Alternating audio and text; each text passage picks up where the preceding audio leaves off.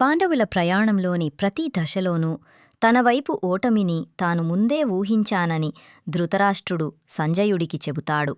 పాండవులు గౌరవంగా బహిష్కరణను ఎలా భరించారో, దైవిక ఆయుధాలను మరియు దేవతల నుండి మద్దతును ఎలా పొందారో, మరియు శక్తివంతమైన అసురులు మరియు క్షత్రియులపై తమ బలాన్ని ఎలా నిరూపించుకున్నారో అతను గుర్తుచేసుకుంటాడు. కర్ణుడిచే తప్పుదారి పట్టబడిన తన కుమారులు అవమానాన్ని అనుభవించి పాండవుల శక్తితో సరితూగడంలో లేదా మారువేషంలో వాటిని వెలికి తీయడంలో పదే పదే విఫలమయ్యారని అతను విచారిస్తాడు. వారు ఏర్పరచుకున్న పొత్తులు, అర్జునుడు ఇంద్రుడి ఆయుధాలను పొందడం మరియు అభిమన్యుని మత్స్యరాజ్యంలోకి వివాహం చేసుకోవడం వంటివి వారిని మరింత బలపరిచాయి.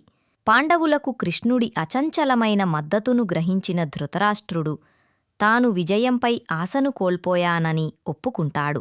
Thanks for watching. Please subscribe to our channel.